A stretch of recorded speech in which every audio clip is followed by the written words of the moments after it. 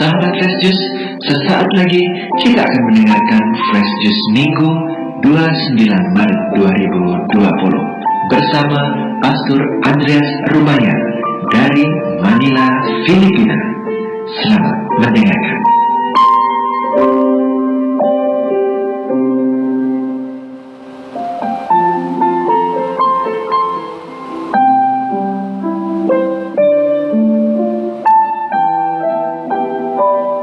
Selamat pagi sahabat Fresh Juice yang terkasih. Selamat hari Minggu. Hari ini hari Minggu Prapaskah yang kelima, tanggal 29 Maret tahun 2020. Kita hendak merenungkan bacaan kitab suci, peristiwa bacaan Injil yang diambil dari Injil Yohanes pasal 11 ayat 1 sampai 45. Mari kita hening sejenak.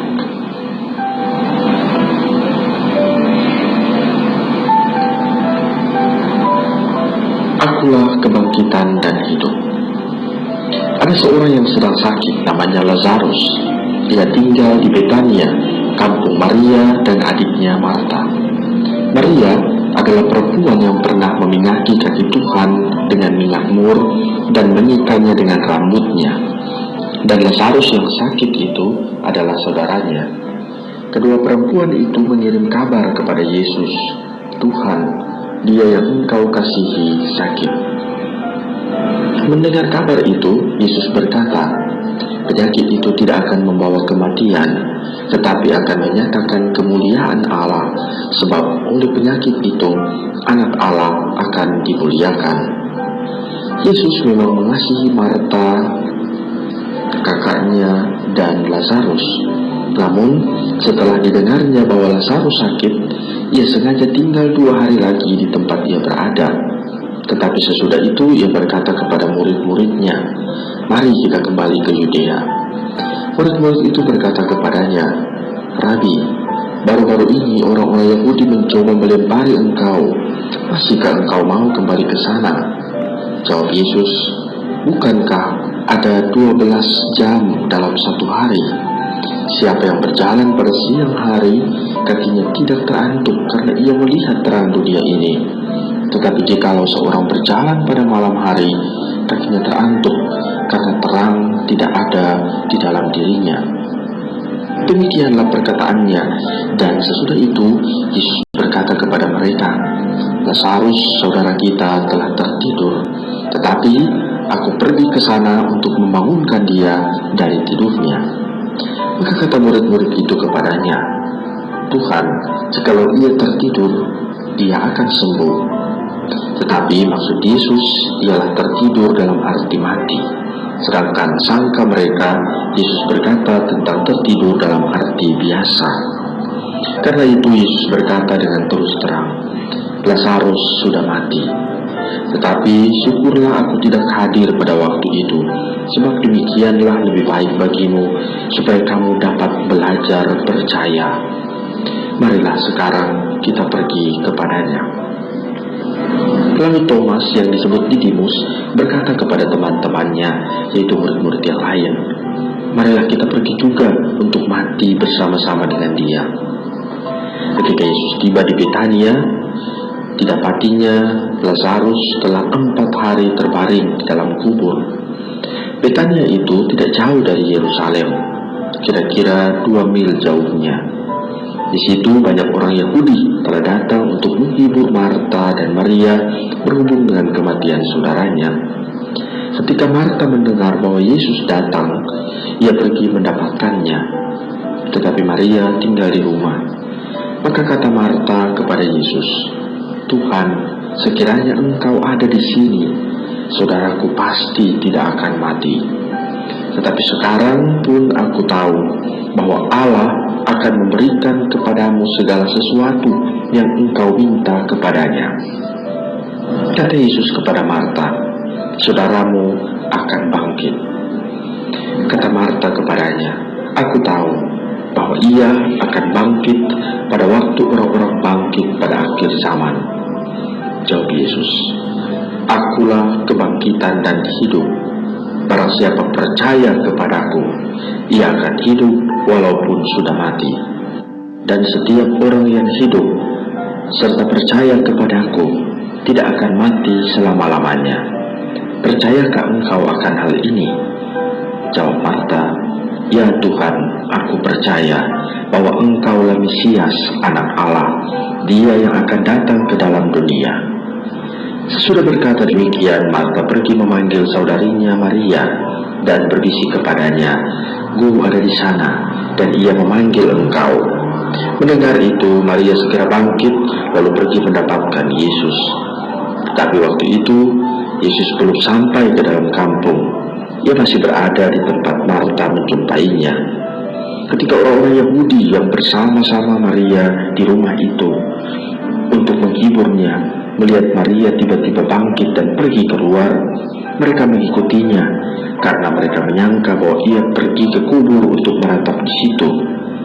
Setibanya Maria di tempat Yesus berada dan melihat dia, tersungkurlah Maria di depan kaki Yesus dan berkata kepadanya, "Tuhan, sekiranya engkau ada di sini, saudaraku pasti tidak mati." Ketika Yesus melihat Maria menangis dan juga orang-orang Yahudi yang datang bersama-sama dia, maka masih pula hatinya. Ia sangat terharu dan berkata, "Di manakah dia kamu baringkan?" Jawab mereka, "Tuhan, marilah dan lihatlah." Maka menangislah Yesus. Kata orang-orang Yahudi, "Lihatlah betapa besar kasihnya kepadanya." Tapi beberapa orang diantaranya berkata, "Ia yang memelitkan mata orang buta, tidak mampukah ia bertindak sehingga orang ini tidak mati?" Makin masuklah hati Yesus. Lalu ia pergi ke kubur itu. Kubur itu adalah sebuah gua yang ditutup dengan batu. Kata Yesus, "Angkatlah batu itu." Marta, saudari orang yang meninggal itu, berkata kepada Yesus, "Tuhan, ia sudah berbau, sebab sudah 4 hari ia mati." Jawab Yesus, "Bukankah sudah kukatakan kepadamu, jikalau engkau percaya, engkau akan melihat kemuliaan Allah?" Maka mereka mengangkat batu itu. Lalu Yesus menengadah ke atas dan berkata, "Bapa, aku mengucap syukur kepadamu karena engkau telah mendengarkan aku. Aku tahu bahwa engkau selalu mendengarkan aku. Tetapi oleh karena orang banyak yang berdiri mengelilingi aku ini, aku mengatakannya supaya mereka percaya bahwa engkaulah yang telah mengutus aku." Sesudah berkata demikian, berserulah ia dengan suara keras, "Lazarus, marilah keluar." Orang yang telah mati itu datang keluar. Kaki dan tangannya masih terikat dengan kain kafan dan mukanya tertutup dengan kain peluh. Kata Yesus kepada mereka, "Bukalah kain-kain itu dan biarkan ia pergi." Banyak di antara orang-orang Yahudi yang datang melawat Maria dan yang menyaksikan sendiri apa yang telah dibuat Yesus percaya kepadanya. Demikianlah Injil Tuhan. Terpujilah Kristus.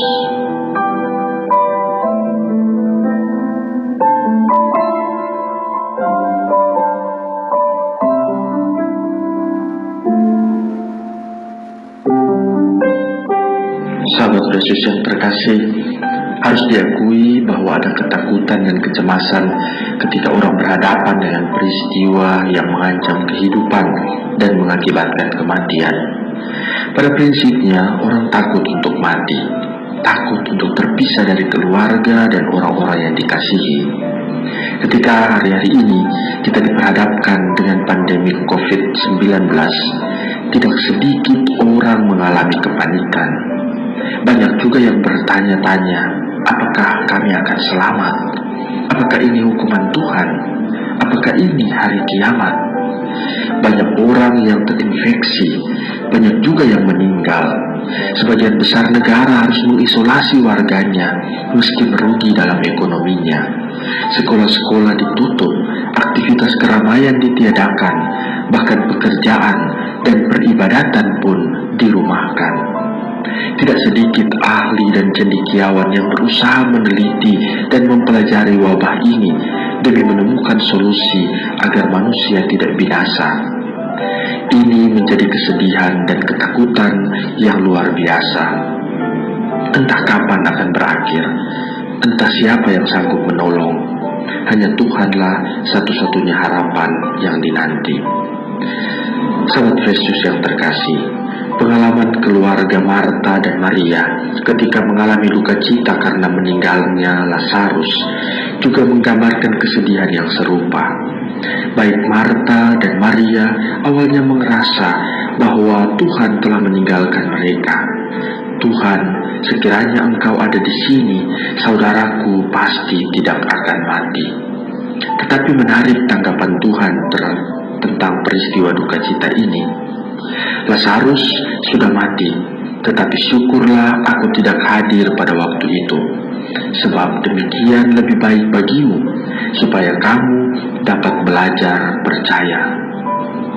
Yesus juga berkata, jikalau engkau percaya, engkau akan melihat kemuliaan Allah. Bagi Yesus, peristiwa duka cita ini bukanlah suatu peristiwa tanpa makna. Kematian sebagai bagian dari kehidupan manusia harus menghadirkan pengalaman yang bernilai bagi manusia, bukan karena ketakutan akan ancamannya, melainkan karena harapan di balik kematian itu, yakni Paskah, kebangkitan bersama Yesus yang dirindukan, dikasihi, dan diimani. Sahabat Yesus yang terkasih, ketika peribadatan yang mengumpulkan banyak orang mulai dibatasi dan dialihkan ke rumah, banyak orang berkata, apakah kita orang beriman menyerah begitu saja pada ancaman penyakit ini? Tidak menyerah. Tetapi inilah saatnya semua bersatu hati menyerang dalam ketekunan imannya. Saat tempat-tempat ibadat tertutup bagi publik, semakin banyak tempat ibadat pribadi terbuka bagi Tuhan. Inilah panggilan kita, semakin merindukan Tuhan, semakin percaya kepadanya.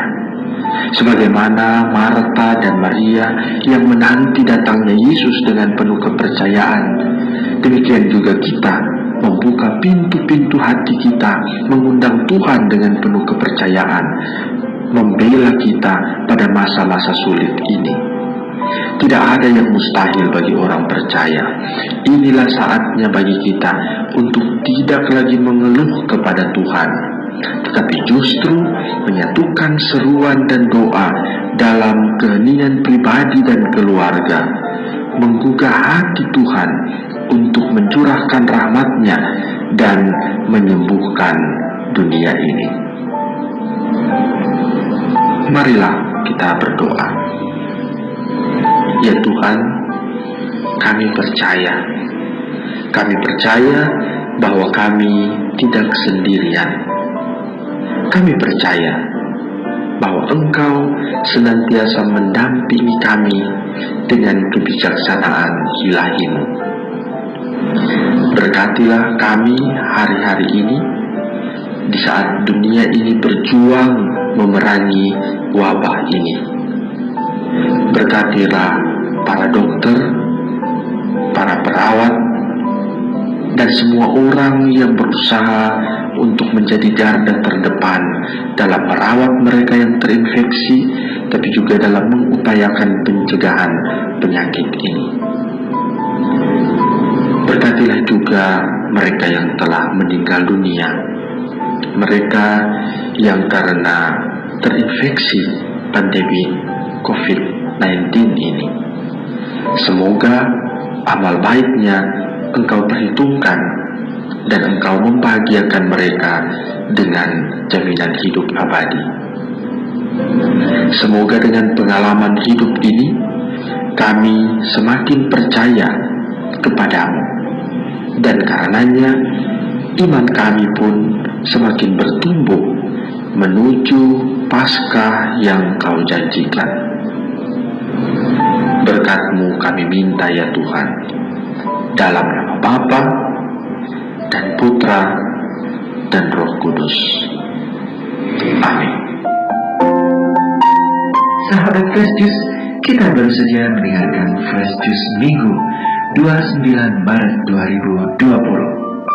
Segenap tim Fresh Juice mengucapkan terima kasih kepada Pastor Andreas Rumayang untuk renungannya pada hari ini. Sampai berjumpa kembali dalam Fresh Juice edisi selanjutnya. Salam Fresh Juice.